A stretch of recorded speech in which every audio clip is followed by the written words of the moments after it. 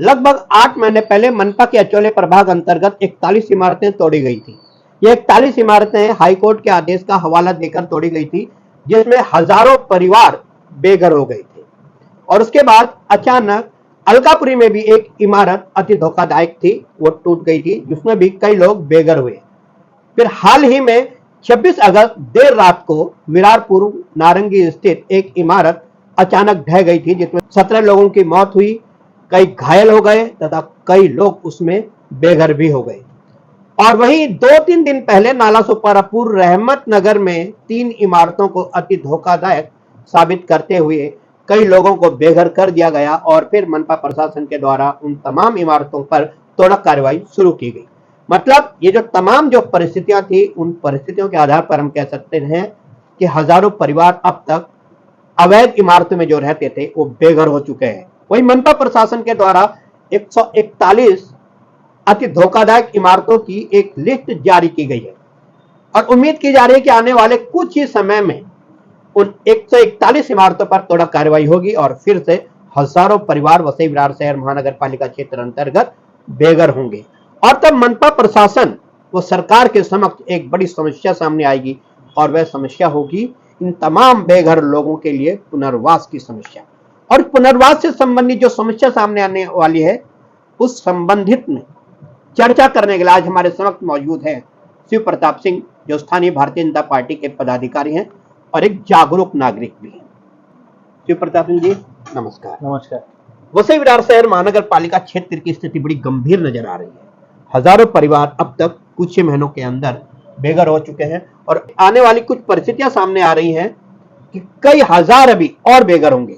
ऐसी स्थिति में प्रशासन की और सरकार की क्या जिम्मेदारी बनती है? ऐसा है कि जो वसई तालुका में जितने भी अवैध बांधकाम हुए हैं, इसका कारण ये है कि जब 1990 में यहाँ पे सिडको ने जब एज ए प्लानिंग अथॉरिटी यहाँ पे उसका अपॉइंटमेंट हुआ, तभी यहाँ पे 4 नगर पालिका थी।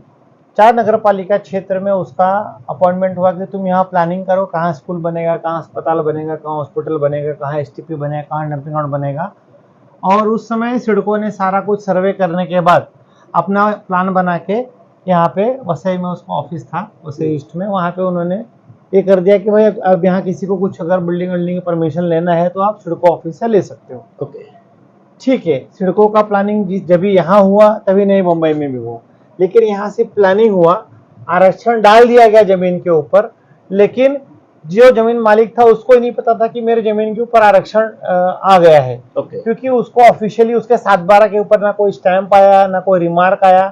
तो उसने क्या किया कि जब वो जमीन किसी को बेचने के लिए जब निकाला तो उसको पता चला कि उसके जमीन के ऊपर तो जो वाटर बॉडी है या प्लेग्राउंड है या डंपिंग ग्राउंड है, तो सीधा उस जमीन की कीमत जो है उस समय समझ लो 1 लाख रुपए से 10,000 रुपए हो गई।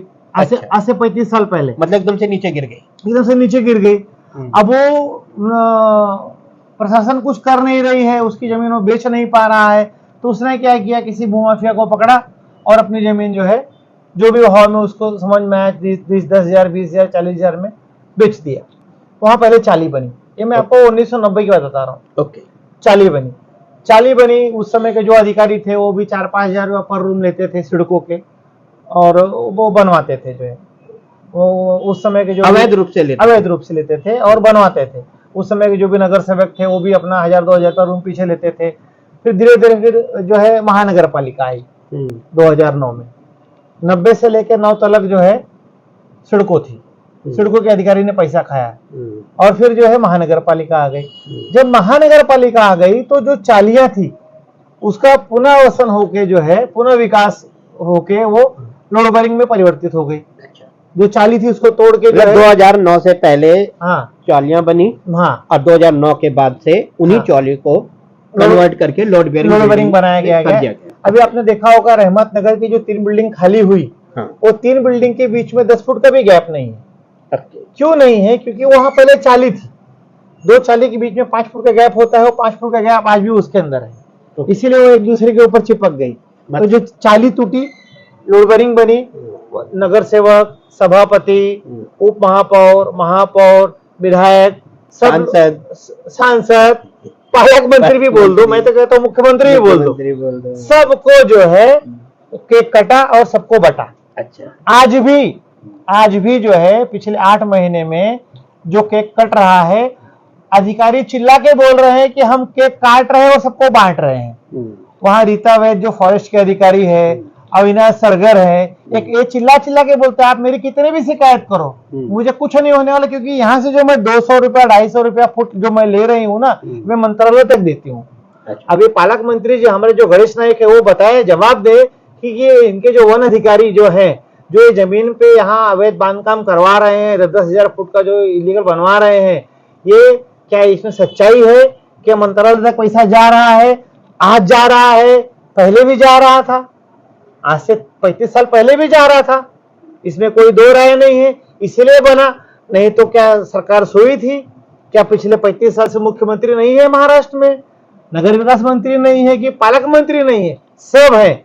तो हमारे यहाँ 370 क्यों लागू था?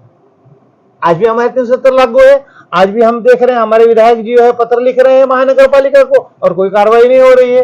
तो ऐसी कौन सी शक्ति है इस महानगर पालिका के अधिकारी के पीछे कि विधायक पत्र दे रहा है, कार्रवाई नहीं हो रही है, दिन रात जो है अवैध बांधकाम हो रहा है। तो ये वापस ये सिलसिला चल ही रहा है, कुछ खत्म नहीं हुआ है। और कैसा है कि ये जो लोड बेरिंग बनी है, अभी अपन आते हैं मेन मुद्दे पे। जो लोड बेरिंग बनी है, आप 141 बोल रहे हो, मैं 500 बोल रहा हूँ।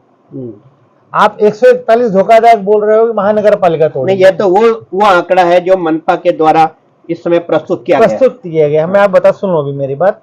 141 वो है कि जो महानगर पालिका ने नोटिस दिया होगा अपनी मर्जी से। अभी जो है जब महानगर पालिका जब कार्रवाई करना चालू करेगी ना, तो ऐसे बहुत सारे लोड बेरिंगों को जो है जबरदस्ती तोड़ दिया जाएगा। क्योंकि जमीन मालिक जाएगा महानगर पालिका के पास, वहां अंडर टेबल उससे अंडरस्टैंडिंग करेगा कि मैं जमीन मालिक हूँ, ये बिल्डिंग बनी है ग्राउंड +4 और इसको धोखादायक बना के तोड़ दो। क्योंकि जब गरीब आदमी की बिल्डिंग टूटती है तो जगह पे नहीं रहता है, वो बेचारा कहीं किराए पे जाता है और फिर सुबह टिफिन लेता है सुबह और वापस बम्बई चला जाता है। और उसके पास टाइम नहीं है, जिसका उदाहरण आपके सामने 41 बिल्डिंग है, इतने हजार लोग वहां रह रहे थे, आज कोई आपके संपर्क में है?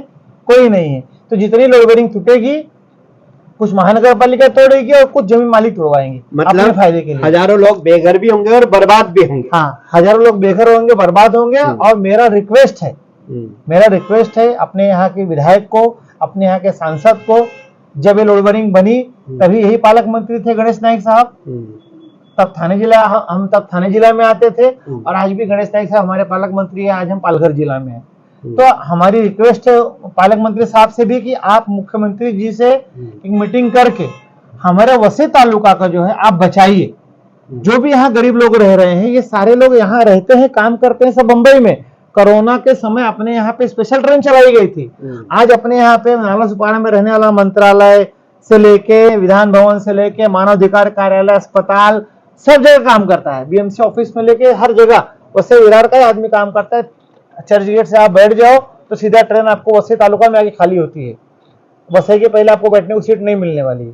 वसई नायगांव वसई में लोग रहते हैं। तो अभी मेरा ऐसा कहना है, मेरा ऐसा डिमांड है, रिक्वेस्ट है कि आप जो लोड बेरिंग बनी है वो सारी आरक्षित जमीन पे बनी हुई है, उसका आप आरक्षण हटाइए ताकि वहां पे वापस डेवलपमेंट हो सके, ताकि जो लोग बेघर हो रहे हैं उनको दोबारा घर मिल सके। नहीं तो उनको दोबारा घर नहीं मिलेगा। जैसे कि आपने देखा 41 बिल्डिंग का जो वकील ने पिटीशन फाइल किया था, वहां सरकार ने क्या कहा कि आरक्षण की जमीन के ऊपर हमारा कोई प्रोविजन नहीं है, तो वो चीज इनके यहाँ भी लागू हो जाएगा। तो अगर आप इनको खाली कर रहे हो तो आपके पास महाड़ा का फ्लैट है, आप वहां इनको शिफ्टिंग करो और इनकी जो जमीन है आप जो है आप एक्वायर करो। आपने जो आरक्षण डाला है आप उसको ले लो और उसको आपको जो करना है उसके ऊपर वापस से महाड़ा का बिल्डिंग बनाना है, महाड़ा का बिल्डिंग बनाओ, तो आपका नुकसान में नहीं होगा ना। यहाँ आप ले और यहाँ आप दो। इस तरह से हमारे वसई तालुका को बचाया जा सकता है। 141 नोटिस गया है, कुछ जमीन मालिक तोड़वा देंगे और हजारों लाखों लोग जो है यहाँ बेघर हो जाएंगे। हम मुंबई के नजदीक रहते हैं, हम आर्थिक राजधानी के नजदीक रहते हैं और हमारा ये हाल है। क्या आपको लगता है कि सारे गंभीर मामले में स्थानीय प्रशासन से लेकर के सरकार कुछ सार्थक कदम उठा सकती है? देखिए, सरकार तो माई बाप है, उससे बड़ा तो कोई है नहीं। अब देवेंद्र जी के हाथ में है, अगर वो चाहेंगे वसई तालुका की जनता हमारी सुखी रहे तो कोई चीज भी इम्पॉसिबल नहीं, हर चीज पॉसिबल है। हमारे यहाँ पे 32 महले तक का बिल्डिंग का परमिशन मिलता है। कोई बड़ी बात नहीं, 4-4 माले की जो भी बिल्डिंग है सब एडजस्ट हो जाएंगी। आपने देखा कि किस तरह से गंभीर मामले का हल शिव प्रताप सिंह ने निकाला कि अगर सरकार और स्थानीय प्रशासन चाहे तो जरूर हल निकलेगा। जो लगातार जो बेघर हो रहे हैं उन्हें माहाड़ा में शिफ्ट किया जा सकता है। भाई अब देखना यह होगा इस सारे मामले में स्थानीय प्रशासन की भूमिका क्या होगी, सरकार की भूमिका क्या होगी। इस मामले की अगली कड़ी लेकर फिर जल्द हाजिर होंगे। तब तक के लिए इंतजार कीजिए हमारी अगली कड़ी का।